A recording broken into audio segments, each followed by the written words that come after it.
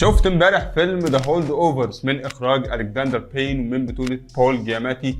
عجبني جدا الفيلم ولقيت ان فيه كلام كتير عاوز اقوله عنه، فقلت اعمل له ريفيو هنا على القناه. هو فيلم درامي في المقام الاول، ممكن تلاقيه مكتوب عليه من بره تصنيفه دراما كوميدي، وده لانه بيتمتع شويه بحس الفكاهه في بعض الاحيان، لكن الحاله المسيطره على اغلب احداث الفيلم هي الدراما. قصته بتدور عن مجموعه من الاشخاص بيلاقوا نفسهم في وش بعض بالعافيه. عندنا شخصيه بول، مدرس تاريخ كحيان اعزب، بيدرس للعيال في اعدادي في مدرسه صغيره ومتواضعه جدا في مدينه بعيده وجليديه. يبدو ان مستواه المعيشي متواضع جدا، ولكنه بيحب قوي الماده اللي بيدرسها دي، بيحب التاريخ، مهووس بقصص الامبراطوريه الرومانيه والانتصارات العظيمه المجيده في تاريخ اوروبا. بيلاقي نفسه مسؤول عن انجوس، ولد ذكي ولكنه مشاغب وبيعمل مشاكل كتير، واتفصل من كذا مدرسه قبل كده، ولذلك امه مودياه في المدرسه دي عشان مفيش غيرها، ولو اتفصل منها هي كمان هتخليه يلتحق بالخدمه العسكريه، وطبعا دي بالنسبه له عباره عن جحيم. وكمان معانا شخصيه الطباخه اللي موجوده في المدرسه دي وبتطبخ للمدرسين والطلبه، ولكنها وفقدت ابنها في حرب فيتنام، ولذلك هي حزينه جدا طول الوقت. فكره الفيلم باختصار هي ان المدارس الخارجيه دي وقت الكريسماس كل طالب اسرته بييجوا ياخدوه من المدرسه عشان يقضي معاهم الكريسماس، وبعدين بيرجعوه للمدرسه تاني. ولكن كل سنه لازم يحصل ان في بعض من الطلاب اللي بيكون الوضع معاهم مختلف شويه، اهلهم ما بيجوش ياخدوهم، محدش بيعبرهم، وبالتالي المدرسه بتفضل مسؤوله عنهم، ودول بيبقى اسمهم ذا هولد اوفرز او المحتفظ بهم. وبالتالي فكره ان احداث الفيلم بتحصل في الكريسماس او قبل الكريسماس بشويه، الوقت اللي المفروض كل واحد بيكون في وسط عيلته، بياكلوا ديك رومي مشوي، بيشربوا واين، بيحتفلوا مع بعض بعيد ميلاد المسيح، شجره كريسماس، هدايا حلوه، سنو مان. ولكن يبدو ان شخصياتنا في الفيلم ده ما عندهمش الميزه دي، ولذلك بتبدا الاحداث بانهم حرفيا مش طايقين بعض. You just earned yourself a detention, sir. Being here with you is already one big detention. Son of a bitch, that's another detention. Do you think I want to be babysitting you? No, I was praying your mother would pick up the phone or your father would arrive in a helicopter or a flying saucer. My father's dead.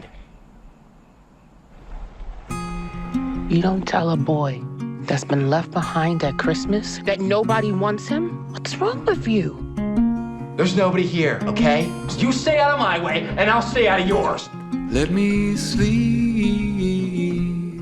اجمل حاجه في الفيلم ان كل اللي انا قلته ده ما يعتبرش حرق على الاطلاق، لان دي الفرشه اللي الفيلم فرشها في البدايه، وبعد كده بدأ يبني أحداثه كلها عليها. ده كله بنعرفه في أول 10 دقايق من الفيلم، وأنا هنا بس عند أول 10 دقايق عليت سقف توقعاتي على الفيلم بشكل كبير جدا، لأن الفيلم اللي بيبني كل الحاجات دي عشان يحكي القصة بتاعته، ده واضح إنه فيلم عارف هو بيعمل إيه. الفيلم اعتماده الكلي على الشخصيات والسيناريو ما بينهم، واحدة واحدة بنبدأ نتعرف على كل شخصية بالتدريج. الفيلم بيكشف لنا طبقات أكتر وأكتر عن كل واحد فيهم، ومع مرور الوقت من خلال تواجدهم معا في هذا المكان بالعافية مش بإرادتهم، القدر جايبهم هنا، الماضي بيطاردهم لحد ما جابهم هنا. المهم في النهاية بتنشأ علاقة قوية جدا بينهم، بيكتشفوا انهم شبه بعض قوي في حاجات كتير، وان تقريبا مشاكلهم واحدة وتحدياتهم مشابهة، وما قدامهمش غير خيارين، يا اما الهروب يا اما المواجهه. نفس العظمه دي شفناها بالظبط في فيلم سنت اوف وومن، تقريبا مساوي ليه جدا في العظمه، فيما عدا بس الاداء التمثيلي.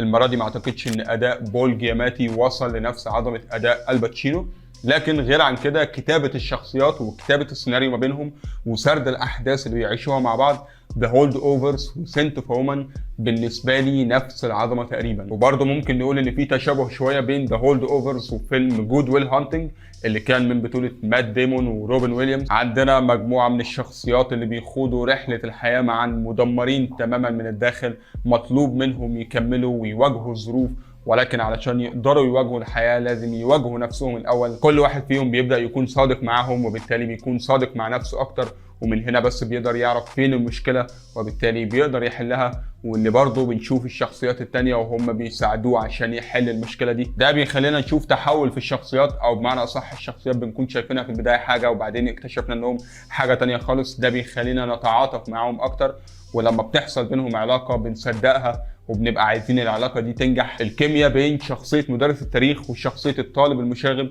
كيمياء ممتازه جدا. التدرج اللي حصل ما بين لما ما كانوش طايقين بعض في الاول، ولكن بعد كده بدات تنشا علاقه قويه جدا بينهم، تدرج ناعم منطقي تقدر تصدقه بسهوله. بصراحه عجبني جدا بشكل مش طبيعي. العلاقه بينهم بتفكرني بحاجات كتير جدا شفتها قبل كده وكانت برضو عظيمه، وفي رايي ما تقلش اطلاقا عنهم في مستوى العظمه. علاقه مؤثره ومكتوبه حلو جدا. وطبعا فكره مؤثره لما بنكتشف في النهايه ان الكريسماس اللي هم كانوا مفكرينه اسوأ كريسماس في حياتهم ده بيكون هو الكريسماس الافضل اللي ممكن يكون عاشوه في حياتهم. الكريسماس اللي صلحهم من الداخل وصلح نفسيتهم. الألفة اللي ما لقوهاش في عائلاتهم الحقيقية لقوها في العيلة الجديدة اللي ما كانوش متوقعينها. عجبني جدا الإخراج في الفيلم. المخرج هنا هو ألكسندر بين. ما شفتلوش أي فيلم في مسيرته المهنية خالص، ولكن يبدو انه واحد متخصص في الافلام او المسلسلات الكوميديه الدراميه. عامل شغل عالي جدا في الفيلم، مصور لك الاجواء بتاعه المدرسه البعيده في مدينه بعيده، الحياه فيها متواضعه شويه، وكمان الاحداث بتدور في السبعينات، فبالتالي في مجهود في اختيار الازياء واللوكيشنز وطبيعه الحياه في الفتره دي. وبرضه موسيقى تصويريه حلوه قدرت تخليني اندمج مع الاحداث بسهوله، ما واجهتش معاها اي مشاكل. فيلم حلو جدا انصح بيه. طبعا اكيد مش لكل الناس، في ناس هتشوفه هتمل منه بسرعه. فيلم عميق شويه، مش موجه للناس السطحيين خالص، لكن لو انت حبيت سنت فومن او جود ويل هانتنج الفيلم ده لازم تشوفه في اقرب وقت. فيلم ذا هولد اوفرز تقييمي ليه 9/10. واحد من افضل 10 افلام شفتهم سنه 2023. وبس كده، دي كل حاجه كنت عايز اقولها عن الفيلم ده. لو الفيديو عجبك ما تنساش تعمل لايك، اشترك في القناه وفعل الجرس، ونشوفكم على خير ان شاء الله.